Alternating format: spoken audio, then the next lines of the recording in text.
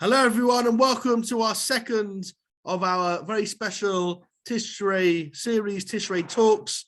Thank you so much for joining us, and I'm delighted to welcome Dr. Debbie Stone, who's joined us from her home all the way in Florida. So before I hand over to Dr. Stone, let me just first tell you a bit about her.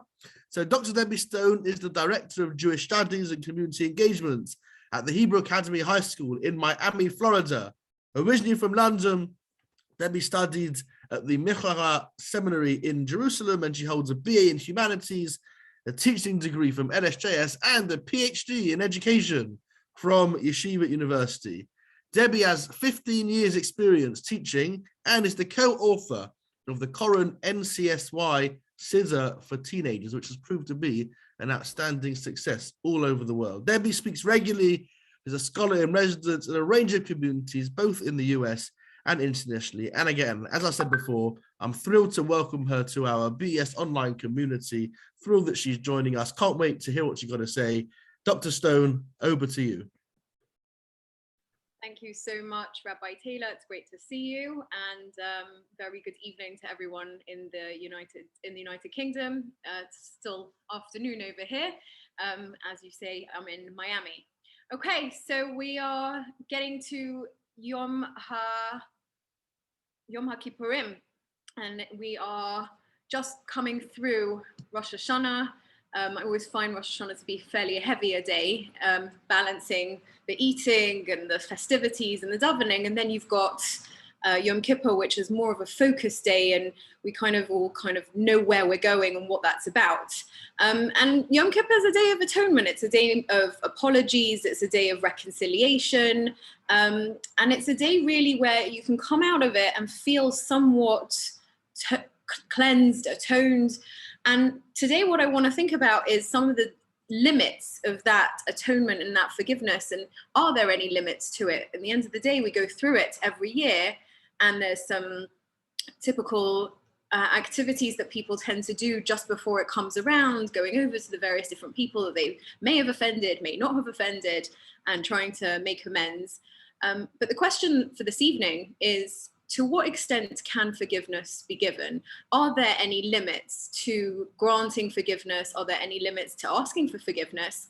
And if so, what does that do for us, and where does that leave us? So I'm going to start off, I'm going to share my screen just so I can share with you a little bit of what I'm talking about over here.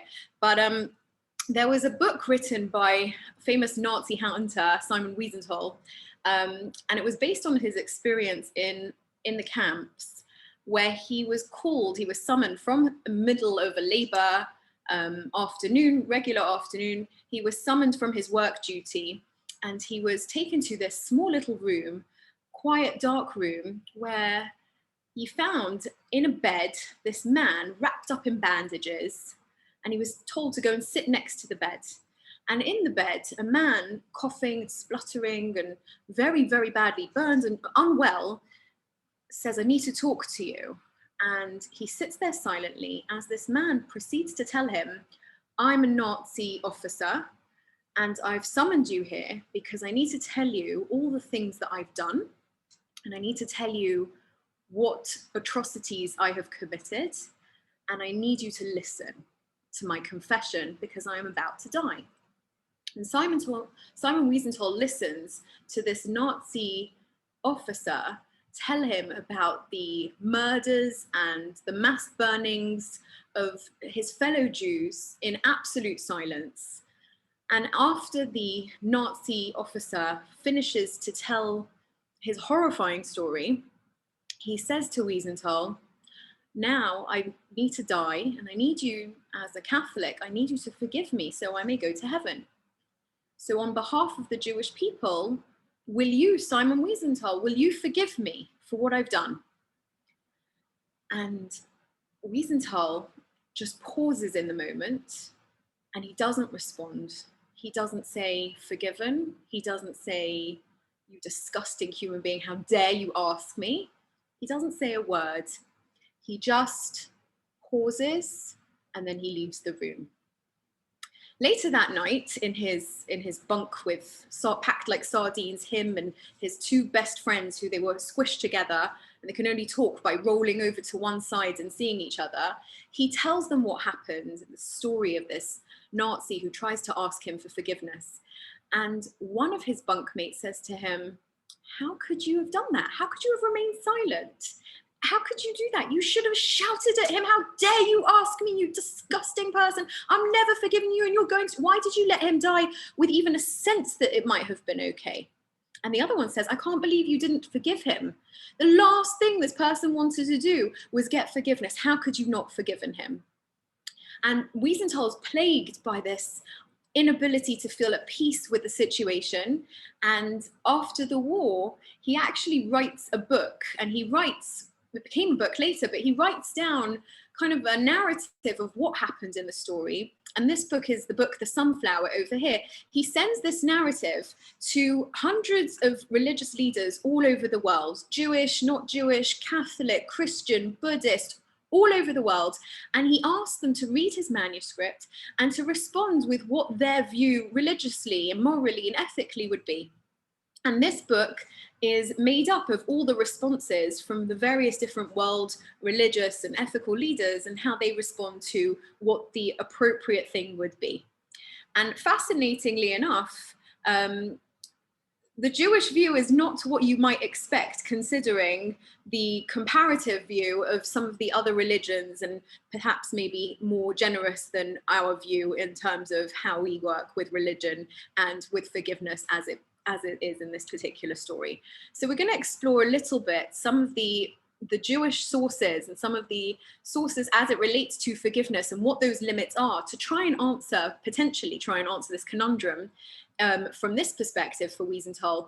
Is there a limit to forgiveness? Can Wiesenthal forgive? Should he have forgiven? And then as it relates to us in our own world, in our own lives, to what extent is there a limit to forgiveness or to giving forgiveness to somebody else? So the best place really to start when it comes to looking at Teshuva and forgiveness is the Rambam in Hilchos Teshuva. And the Rambam in Hilchos Teshuva talks about the idea of Teshuva, and this is a fairly well-known Rambam, and we use it fairly often. It says that Teshuva and Yom Kippur do not work. You can't do Teshuva, and Yom Kippur will not atone. Ella averos shebein adam lemakam. It only works for things that are between you and God. So anything that is, so as an example, eating non-kosher, breaking Shabbos, whatever it is. But it says that anything that is aval averos shebein adam lechavero, something that you've done between you and a fellow person, for example, hurting them, cursing them, speaking badly about them, stealing from them, anything like that. First of all, chayav lo, you have to give back something if you've damaged. So if you've crashed into their car, you have to make the repair, and you have to appease them. You have to apologize. You actually have to make good by speaking to them. And afal pi, even though shehechzim lo mamon, if you give him back what you've stolen, you've damaged, you've broken, you're still required to talk to him and ask for forgiveness. It's not just good enough to say, right, I've paid back for the broken dashboard or whatever it is that you've broken. You actually have to talk to this person with words and speak to him and appease this person until they forgive you. And here's some of the key points of the Rambam, that you are required to do so until that person forgives you. 3 separate occasions in front of people. After that, at that point, if that person is not appeased, if they refuse to forgive you, then it says, and this is a very strong language from the Rambam, v'zeh shelo mochel hu hachoteh. If at that point, the person who you're trying to apologize to doesn't forgive you, he himself becomes the sinner. With the exception, if it's a rabbi or a teacher, you have to go at least 1,000 times. It doesn't help to use that rule. So this is interesting language, because it seems the Rambam is telling us that you have to go out of your way more than once in front of other people. But if the person doesn't forgive, that person, he himself becomes a sinner. Furthermore, the Rambam says in the next halacha, says, it's forbidden for a person to be cruel and below yispayes, and not refuse to be appeased, refuse to give forgiveness. He should be rather noach l'rotzos. He should be easy to appease, v'kosher lechos, and much more difficult to be angered. And this we learn, according to the Rambam, that this is an idea that we should do this. We should be easy to appease because this is the darcham shel zera Yisrael. This is the ideology. This is the beauty of the people, of the Jewish people, that we are easy to appease and we're harder to anger and we forgive. That is, it's supposed to be in our nature. So where does that come from? This concept of being easy to forgive and easy to appease. So the original source, the Gemara in Bava Kama talks about this idea of when a person is asking for forgiveness and a person's not forgiven until he asks and he's granted forgiveness. The Gemara quotes the original source of where we learn this in the Torah by sharing with us the story of Avraham and Avimelech. And it says in the Gemara that we learn this from Avraham. How so? With the story when Avraham and Avimelech had a little issue, only a small matter of Avimelech stealing Avraham's wife, kidnapping her for his own. And the story is a strange story in that Avimelech takes Sarah, and not unlike Paro in the previous Prakim, but when he finds out, unlike Paro, when he finds out that in fact Sarah was an Eshet Ish, she was a married woman, he actually becomes very defensive and in fact goes on the offense and says to Avraham, Me asita lanu, me chatati lach. What have you done? It's your fault this has happened, that you brought to my kingdom and my palace this sin. What was the sin that Avraham did? Because he told Sarah to say, she's his sister. Avraham was fearful for his life, and so him and Sarah had this arrangement that whenever they would go to a kingdom that was not familiar, that she would say she was his sister, because in those days it was pretty customary for a king to take a wife away from her husband, and in order that she not be married anymore, they would just kill the husband. But Avimelech says to Avram, it's your fault that you brought this sin to me and my family because you lied about it. And he says, further, Avimelech says to Avram, Mara ita ki asita et hadavar hazeh. What did you see that you felt that you needed to make this lie? What did you see when you got here? What happened? And Avraham says to Avimelech, Ki amarti rak ein yirat Elokim b'makom hazeh. There's no fear of God here. This is a place that doesn't have any sense of godliness and spirituality and ethics and morality. So this is what we did. So what happens next? Avimelech takes tzon ubakar va'avadim v'shvachot. He takes payment. Vayitein la'Avraham, and he gives it to Avraham. Vayashev lo et Sarah, and he gives Sarah back. And it seems that the story is over. Now, unlike, again, the story that happened previously with Paro, the next piece of the story is superfluous, but it's included. It says, Vayitpalel Avraham el Elokim, Vayirapeh Elokim et Avimelech. Straight after this incident, Avraham prays on behalf of Avimelech to be healed because of what happened with Sarah. Once he took Sarah, there was a plague and he was smitten with a terrible illness, and Avraham prayed on his behalf for that healing to come. So interestingly enough, the Meiri comments a lot of different pieces over here to explain some of the story in more detail and to help us understand, but a few things to kind of give us a few lessons on what's happening, the deeper meanings with regards to the requirements of forgiveness and the extent of forgiveness to be learned out from Avraham over here. And he says like this, he says, you have to pay the value, which Avimelech did. You have to ask forgiveness for the pain that you've inflicted. It doesn't say it explicitly in the text, but it seems to be implied. And the Meiri says, how so? How is it implied that Avimelech must have asked forgiveness from Avraham? How is it so? Because he says that not only did Avraham seem to have been appeased, he went out of his way to pray on behalf of this man who had just kidnapped his wife. To what extent is a person able to do that if he's not yet been appeased?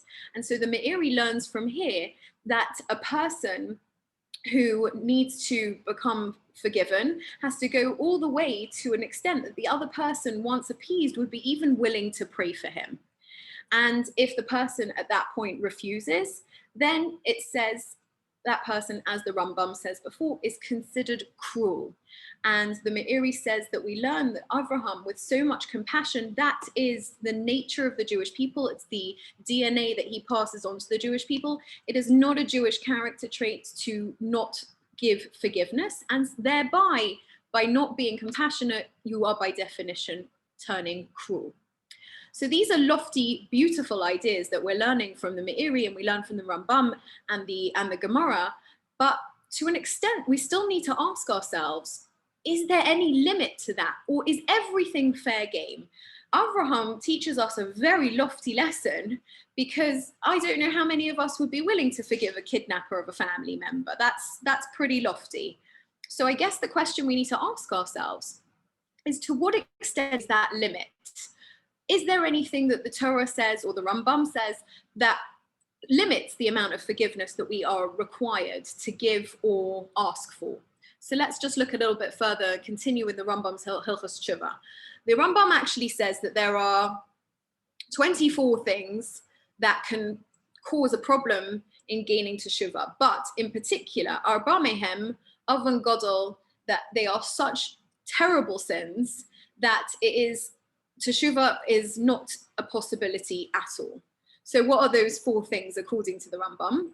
The first thing he says is someone who makes, someone, here we go, hamachate et harabim, someone who causes other people to sin. He gathers people together and causes other people to sin. A classic biblical example would be Yeravam ben Nevat, who was the king of the Judean kingdom and refused to let the Jewish people go up to be Ola Regal, go up to serve God in the temple. Mass cause of other people to sin is something that is something of a problem and very difficult to pull back. Okay, the second one, a person who takes his friend from a good path, or sees his own, the third one is a person who sees his own child going off the right of the path and doesn't pull him back, it doesn't try and get him back. And the fourth one, which some of us have heard before, is someone who says, I'll sin, I'll do Teshuva tomorrow, who plans to get out of it the next day. Those are the 4 things of the examples that the Rambam says are impossible to do Teshuva for. Strangely enough, we're not told about murder, we're not told about kidnapping a wife, we're not told about Nazis and mass destruction. So to the extent of those terrible things, and each of us can personally imagine something that someone's done to us or someone we know has been done to, that is too painful to even consider letting go of. And there are people who have suffered tremendously at the hands of others. Doesn't come under the 4 categories over here of the Rambam, which to an extent somewhat seem tame compared to some of the things that people go through, and certainly the example that we've given with Simon Wiesenthal. So to what extent can apologies and forgivenesses, where did the lines get drawn? So if we look a little bit back as well into our biblical narratives, there's an exceptionally interesting story. And again, it's something that works closely between person to person. And it's the story of Yosef. And if we cast our minds back to the story of Yosef, what happens? We know he's jealous of, his brothers are jealous of him. His father sends him to go and check on what's going on. And in that terrible situation, when he's going just to check on his own brothers, he's accosted by them. He's thrown into a pit, which he miraculously survives. And then they see that he survived and they decide, best not let him get killed in our own hands. We're going to sell him to the next buyer that comes along. So a brother is sold into slavery by his own flesh and blood, his own brothers. And he goes forward. He goes to Egypt and he miraculously survives. And we know the story of what happens. And we also know what happens when the brothers come to Egypt and they see each other again. And there's that beautiful reconciliation where he sees them and he reveals himself to them and everyone's crying and it's very beautiful. But at no point really in the text, until this last kind of shadow of it over here, which I'll share with you in a moment, at no point really in the text is there an explicit apology from the brothers to Yosef and his explicit agreement or acquiescence or appeasement to what they say. And it's not until Yaakov is dying that they come to Yosef, or Yaakov has just died, and they come to Yosef and they come to him and they say, our father has commanded us to talk to you. Also an interesting strategy, an interesting language to come and broach the topic of, sorry, we tried to sell you into slavery a bunch of years ago. But they come and they say, Anana sana pesha achecha, language that we're familiar with, this language of chet and pesha, these languages that we use over the nusach of Yom Kippur and Rosh Hashanah. We've sinned against you, terrible thing, and now please forgive us. Please, for the sake of our Father, for the sake of Hashem, for the sake of everyone, please forgive us. And if you look at that very last line of that pasuk, they say, forgive us for the sake of our Father, and he replies by saying, Vayef Yosef. He starts crying. Again, absolutely no explicit mention of forgiven, doesn't say it. So as always, we go to our commentaries and we look, and of course there are some commentaries which say the tears were reconciliations. There are many commentaries which say that was the reconciliation, that was the forgiveness. But Rabbeinu Bachaya has a different approach, which I'd like to share, which I think speaks to potentially sometimes when learning about the Avot and the history, some of the real human difficulties that existed, that not everyone was so easy to have the beyond human capacity to potentially forgive something that might have been unforgivable. So what does Rabbeinu Bachaya say? He says, Vayef Yosef b'debram aleha, that Yosef cried when they spoke to him, that when they spoke about their father, it created an emotion and tears because of so much love that he had for his father. But v'hinei achav bakshu mimenu mechila, but when the brothers asked for mechila, v'lo be'er hakatov sheyimchal alahem, the pasuk does not say that he forgave them. And in fact, according to Rabbeinu Bachaya, Yosef did not forgive them. He was unable to forgive them. He was unable to say, I forgive you, because he did not. And that's quite a unique approach compared to the other commentaries. And I find it interesting to mention, mostly because I think that's a very real and beautiful thing. We always expect, we learn about Avram in this lofty way, that he forgave Avimelech for stealing his wife. But we also learn about Yosef, who could not come, according to Rabbeinu Bachaya, could not come to terms with his brothers selling him as a slave. He couldn't. And he couldn't say the words, I forgive you, because he didn't. And the Rabbeinu Bachaya goes on to say that this is the reference of the 10 martyrs that we mentioned on Yom Kippur, on Tishrei B'Av, various different times. The 10 martyrs, the 10 rabbis that were killed in the time of the Romans, was a kapara for the sin of the brothers for selling Yosef. Asks Rabbeinu Bachaya, why 10? If you have no Binyamin, because he wasn't there, and Yosef is minus another one, and Reuven had left 2 because he was not part of the sale, how do we have 10 and not 9? So Rabbeinu Bachaya says, or we could say Reuven still was responsible, but he also has an approach, and he says perhaps we can say that Yosef too is culpable in this because he was unable to forgive, that was the expectation, and yet he was unable to do it. That is where the kapara for the selling of Yosef was, and he as one of the 10 for not being able to forgive, even though that seems to be a very lofty expectation. So where do we go from here? So the Rambam continues in Hilchos Deos, and it says, when a person sins against his friend, you shouldn't hate them in your heart. You shouldn't hate them silently. The brothers Amnon and Avshalom in the story of the sons of David HaMelech, they didn't talk to each other. They just ignored each other. Not bad, not good. But rather, it's a much better practice, and probably psychologically a better practice too, that if you have a problem with someone, if someone bothers you, upsets you, hurts you, and this is very, very interesting. This is the key, that Rambam says it is your responsibility to go to the person who has bothered you, upset you, hurt you, and tell them, I must tell you, you did X, Y, and Z, and this has really hurt me. And I want to give you an opportunity to apologize. I want to give you an opportunity to make it right with me. The Rambam says that a person needs to tell someone who has hurt them that the responsibility of really the beginnings of this Teshuva process starts with the hurt party. It starts with the party who was hurt, not to hide it silently in their heart, but actually to say something to the person who has bothered them in the first place. And then they come to ask for forgiveness. You need to forgive. And if you don't forgive, it continues the same way, then you're considered cruel. And it goes back again to this idea of Avraham who prayed for Avimelech. So why is this rebuke aspect so integral to the process of reconciliation? And if we go back to that story of Avraham himself, it's interesting because straight after, or just in the middle of that story itself, Avraham actually does rebuke Avimelech about a separate incident straight afterwards concerning a quarrel about whose well belonged to who.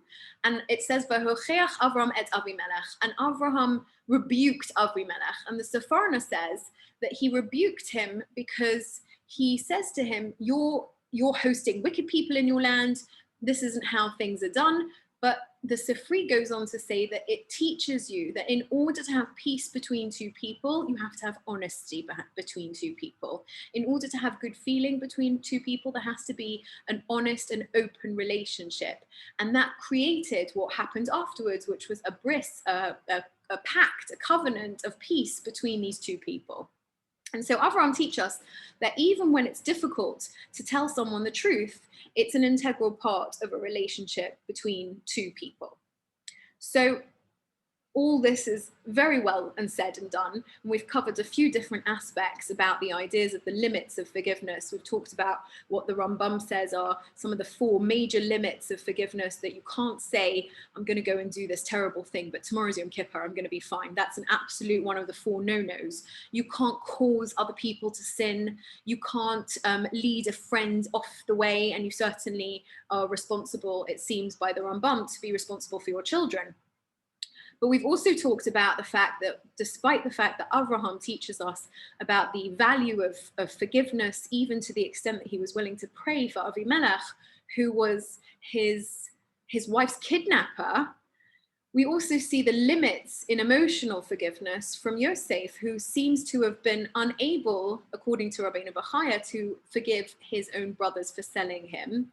And we also see, according to Rabbeinu Bachaya, how that manifested in a problem later. But let's take a look at what that practically means for us and how we can try and potentially resolve the conundrum that I posed at the beginning with Simon Wiesenthal, and the question of what was he really supposed to do in that moment when he's asked. And not to mention, it's not a question that the Rambam says is one of the 4 things that are unforgivable. Was Wiesenthal supposed to say to this Nazi, I forgive you on behalf of the Jewish people? Was his friend on the other side correct and said, no, you should have told him that he's never going to be forgiven? What was he supposed to do? So the Gemara in Yuma talks about the idea of a rabbi called Rab Zera, and he would do something. He has an interesting practice of anyone who would bother him, anyone who would upset him, hurt him, antagonize him. And I understand from rabbi friends that it happens occasionally more often than we would expect, that people bother the rabbis and we don't even realize that they're doing it. But in this case, and we'll see if Rabbi Taylor does this as a practice before Yom Kippur too, but Rab Zera would go past the homes. I'm not going to suggest that you do this. Go past the homes of anyone who would bother him, and he would just walk past multiple times. And he would hope that they would kind of get a sense that something's amiss, something's a problem. And there was a certain butcher who had antagonized him, bothered him. Maybe he didn't give him the rabbinical discount, whatever it was. And Rab Zera would walk past this butcher's home, but the butcher did not come out to ask him for forgiveness. So on Erev Yom Kippur, the rabbi said, I will go and forgive him. So what did this rabbi on his way, Rav Zera's on his way to go and forgive the butcher. Rab Chana meets him and he says to him, "Where are you going?" And he responds and he says, "I'm going to appease the butcher." I think this is a very beautiful Gemara, which makes you kind of turn the tide on what really forgiveness is and what really asking forgiveness is and what really granting forgiveness is. Because really very often the person who's hurt thinks everything needs to come to them. We often, when we're hurt, we wait for the person to recognize it by themselves, to come and figure it out by themselves, to approach us. And we tend, and I can speak for myself, but I know this is fairly true for other people too, we wallow inside of that upset and that that discomfort, and we hope that that person will magically be thinking the same thing in the same moment and come and appease us. And Rav Zera teaches us this idea that if you can't make it obvious to them by, showing up or being in their peripheral vision or in their front and center vision, perhaps you need to go to them, and either it's going to just make it right and open the door, or it's about saying to them, this is what's happened, let's try and make amends. So what are some of the limits? The Shulchan Aruch talks about some of the limits, but we're familiar with a lot of them. But one of them is that, again, it talks about this idea that you go to the person once, and if they're not appeased, you go to them again and again for the third time. And again, the Shulchan Aruch quotes the Rambam, and it talks about the idea that if the person is a rabbi of yours or a teacher of yours, you need to go multiple times, more than 3, to go and be appeased. But then the last thing that the Shulchan Aruch adds over here, which I think is important for us, is he says that a person should not be cruel, and I think this is mostly talking about the rabbinics and the teachers here, and should not withhold forgiveness unless you're intending it for the good of the person who needs to learn a lesson and really needs to kind of ask for a better forgiveness that time. And if this is an interesting limitation here, if the act has caused you to have a bad name, if the act has caused motzi shemra, then you do not need to forgive. So we're learning a few more limitations here. And again, we talked about some things cannot be undone. There was a famous story of a man who said, how do I do teshuva for speaking badly about someone? And he was told to take a pillow up to the 10 floors of a building and rip open the pillow and throw out the feathers. And then the rabbi says to him, if you can collect every single feather, you'll be forgiven, which is obviously an impossible task. And when you spread certain things around, they're impossible to collect back, and that becomes a limit to being able to completely atone for such an action there. So to summarize a little bit and to share one more story, which I think might help us really kind of come back to that conundrum.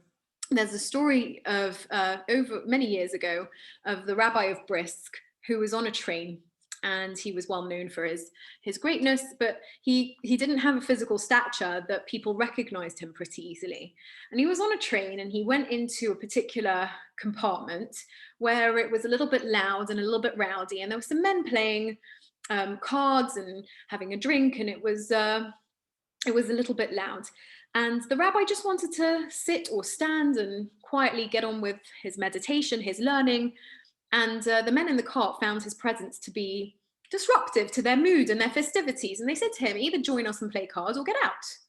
So the rabbi left the compartment and felt quite, he wasn't treated obviously very well. And he had to stand on his feet outside the compartment where the fumes were blowing through until they reached the destination.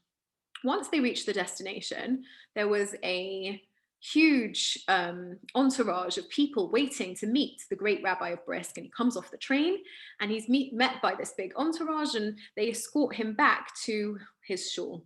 Upon seeing the rabbi being greeted by this entourage, the men in the compartment realized that they didn't insult some random stranger, they insulted the great rabbi of Brisk, and they were mortified. So they approached the rabbi's shul and went to go and ask permission to have an audience with the rabbi. The rabbi sees who's come to see him, and he says, I'm not interested, send them away. So they come back the next day and again and they tell the son of the rabbi, we've come to ask for forgiveness from your father, we insulted him. So the son goes to see the rabbi and he says, these people have come to apologize to you. are you not going to forgive them? So the rabbi says to them, they don't come to apologize to the rabbi of Brisk. They need to apologize to a random sales guy on a train because they did not know who they were insulting. And at the end of the day, I can't forgive them for what they did to someone else. I can only forgive them for what they did to me. And I think this comes somewhat full circle to the story that I shared earlier about Simon Wiesenthal. There are limits to what are forgiveness. And we said right at the beginning, Yom Kippur, Eino Mechaper, it doesn't forgive for anything that is not Bein Adam L'Makom. And so in Wiesenthal's position, for him to be able to forgive a sin that certainly has ramifications Bein Adam L'Makom, but very much so Bein Adam L'Chavero, is not in his power to forgive. And so I think in the stories that we've shared and in the discussion and the halachic concepts, there's two major points that I'd like to take us forward through to the next couple of days as we prepare for Yom Kippur. The first is there are limits to forgiveness. And so in all our actions, bearing in mind that there's not always a wipe clean slate on Yom Kippur, and certainly not to say I'm going to do something and it's going to go away on Yom Kippur, that's one of the 4 big no-nos from the Rambam, is an important thing to carry with us as we work through our lives and we think about how we act between ourselves and each other. But also, while it's important to remember that we should grant forgiveness with generosity like Avraham does, there's also an element of remembering how does Avraham get to a place of being able to forgive? He approaches the person who hurts him and he says to him, this is what you've done. And I think this is a special lesson taught to us that as we approach Yom Kippur and as we approach trying to reconcile between ourselves and each other so that we're able to reconcile ourselves with Hashem, it's important to think about, is there anyone who I need to approach and try and find a way for us to make amends and not necessarily to say sorry, but to tell them that they need to say sorry, to find a way to bridge the gap so that we're not carrying forward through our new year painful feelings towards another or a feeling towards someone that they owe us a reconciliation. And in the merit of us doing that work to enable us to work kindly and closely with our fellow Jew and to be, like it says, like the seed of Avraham, to be kind and to be merciful and not to be cruel, we should all merit to have a Yom HaKippurim, a Day of Atonement, where all of our sins and all of our reconciliations between us and Hashem are reconciled in a proper fashion. We're able to go into this year cleansed, atoned, and lighter and feeling ready to go. Debbie, thank you so much. That was an outstanding presentation, hugely enjoyable, very worthwhile, and just I learned a lot. I'm sure everyone else did too. So what we're now going to do, we're now going to open up for questions, and I hope people don't mind if I take the first question. I've got 2 questions actually, Debbie. Okay, number 1, in the book The Sunflower, I was wondering, are there any rabbis that write responses? Are there any religious responses from a Jewish perspective? I'd just be interested. And the second, and then fine, go. Okay. So there are a lot of responses, and there are a lot of different religious responses. Orthodox Jewish responses, fewer than you might expect. The closest to a religious Orthodox response is Rabbi Abraham Heschel. But there are not that many typical Orthodox responses. There's a lot of Reform, there's a lot of conservative, and there's a lot, like I said, of other religions, Catholic, Hindu, Buddhist, Dalai Lama. There are a lot of them in there. But what is very clear in this response, the story that I mentioned about the Brisker Rov was Heschel's response. He wrote the story and he said, that's it. There's no forgiveness from an Orthodox Jewish perspective. It's not his place to forgive. It's I'm sure it's a fascinating book, and I'll add that to my list over the next over the coming months. I'll get to that, please God. So thank you for mentioning that, and yeah, I'm sure it's a great read to compare and contrast. The other point I just wanted to ask: how do you reconcile the fact between, just out of interest, I'm interested to hear what you have to say.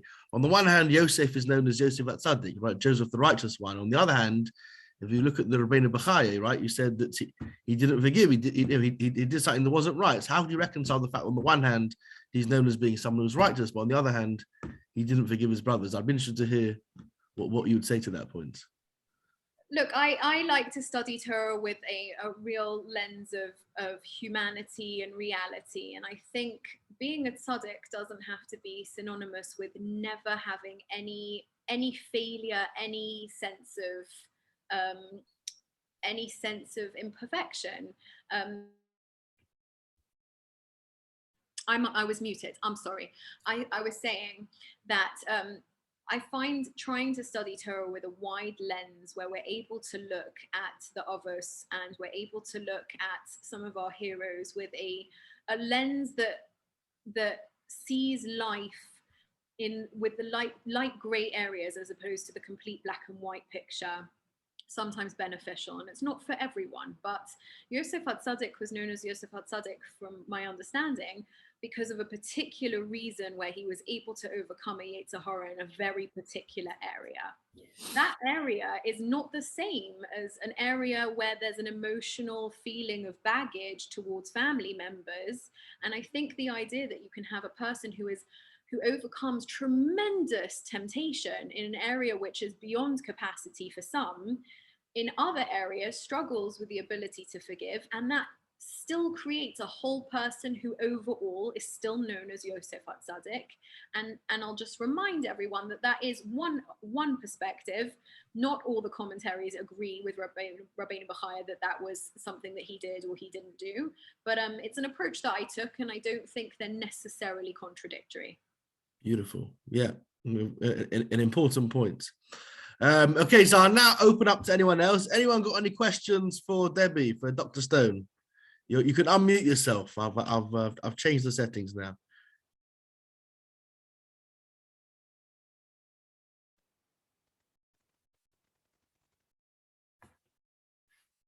Anyone? No need to be shy. Hiya. I'm interested in this idea of going up to somebody if you feel that they should apologize to you, because sometimes people are like petty, like you get the impression that people are petty, and I can imagine, not myself, but somebody else listening to this thinking, right, I'm broigus with this person, this person, this person, this person. I'm really busy area of Yom Kippur, so I've got to go up to all these people and see if they'll apologize to me. And then if they don't, I'm still going to be broigus with them, because there are people like that. I mean, no, I'm sure nobody here, but I just, yeah. It's a great point, Sharon. And I think, it reminds me of almost when we were in, I think it's primary school, high school, the teachers always taught us, you've got to make sure it's right between you and your friends before Yom Kippur. And it was like a mass thing as soon as you left school. Do you forgive me? Do you forgive me? You say it to everyone, anyone, as soon, like you say it to the bus driver, do you forgive me? Just to make sure you've got it covered before you go into Yom Kippur. And I always found that to be completely and utterly ludicrous, because it's not a real conversation. It's not a real reconciliation. It's just like, let's cover our bases.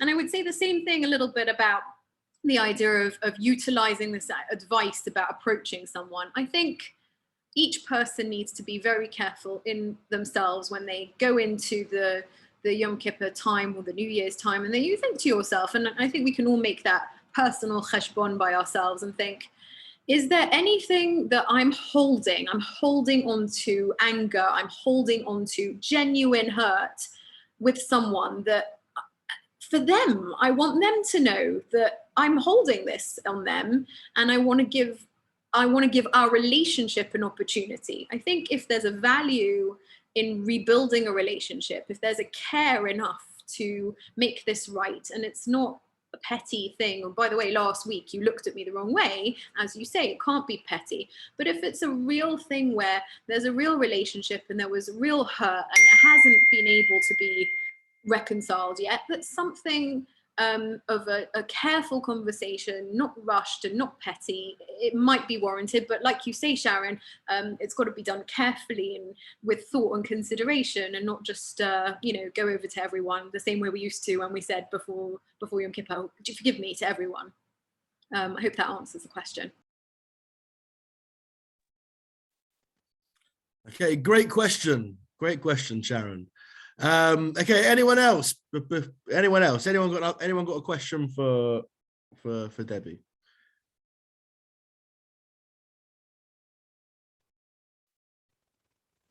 No, okay, fine. So we'll draw the evening to a close. Again, Dr. Stone, thank you so much for joining us all the way from your home in Florida. Fantastic presentation, thoroughly enjoyable. Gabrielle, you want to say something? I just want to say thank you.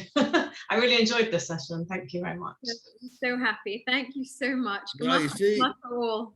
So it's not just me, exactly. A brilliant presentation. Again, thank you for sharing those thoughts with us. And just want to conclude by just saying two things. Number one, please join us next week for the final talk in the Tishrei Talks series with Rabbi Dr. Sam Liebens, who will be talking about Sukkot. And again, just want to finish by wishing you and your families a Gemach Simcha Tova, a good year of brachas, of simcha, of joy, of success, and just of good things. And again, just thank you so much for joining us, and be well. Thank you so much. Thank you.